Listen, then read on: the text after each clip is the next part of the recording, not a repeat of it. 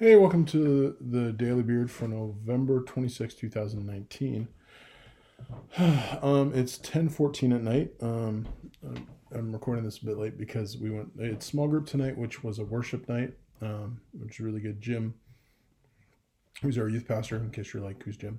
Um, Jim kind of opened up talking about how you should be free to kind of be in the moment. And he talked about like the first time he saw his son and how he just lost it and started bawling, and he didn't care what people thought of him. And so he was talking about like in the worship, just try not to think about what other people are looking at you and thinking, so which I sometimes struggle with, but sometimes I'm okay at. So tonight I did pretty well.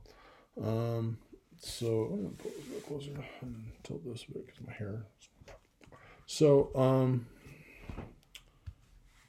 there we go. So but one of the things they did was in Merrick, one of my small group guys, and Jacob, one of my small group guys, they led worship and stuff. And one of the things, like, they did an awesome job. One of the things they did that we were supposed to do is they had these pieces of paper. They're this long. I folded mine over and then used that. And they had pencils, and you're supposed to, in between kind of a thing, you're supposed to kind of write down any thoughts you wanted to talk to God about. Could be good, could be bad, could be like, hey, I'm struggling, could be like, this is awesome, whatever. So we did that, and then we did some worship, then had some prayer time in our groups, and then did some more worship. And yeah, Zion, after we did the prayer time, I came back in and Zion was sitting there, and I sat down next to her and gave her a hug. And she just kind of said, what'd you write down? And I was surprised because usually she wouldn't ask that kind of stuff. So I literally have no problem sharing it, which I'm about to do.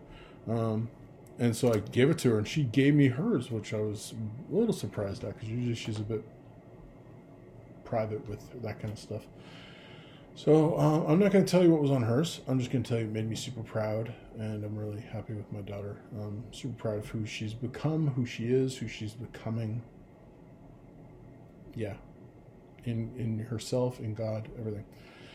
For me, so I'll just read to you what I put down. I have no problem sharing it. So you were supposed to put down anything you wanted to kind of talk to God about. And this is what came out. And it said, thank you, Lord, for not giving up on me when my heart was hard. When I was blind and numb, thank you for holding on to me, even when I could not feel it. Thank you for stirring long dormant fires in my soul and for calling me to serve despite myself. Thank you for the gifts and the hardships which have formed me. Keep hammering on this hard head. Lord, let me see me as you do. And that's it. So there's a time when things were really dark, and I thought God, like I felt like God had abandoned me. And looking back, I know he hadn't. I was just really numb to everything. And so I was having trouble feeling anything and except pain. And I know now that in those times he was holding on tighter than ever, but I wasn't feeling it. And in this last year, he's stirred up things in me and made me feel more valued and more loved than I have in years. And there's still a long way to go. There are days when I hate myself and stuff because of my depression, but I never would have, like a year ago, 2 years ago especially, I never would have saw myself about to finish my first semester at Tyndale because I want to be a youth pastor and go back and do what God kind of wanted me to do. And that's what God's called me to do. And I mentioned tonight, I have no clue where I'm going to be a youth pastor, or even if I am going to be a youth pastor. But that's not the point. The point is he's calling me to do these things, and I'm trying my best to do them. The outcome is left in his hands, not my hands.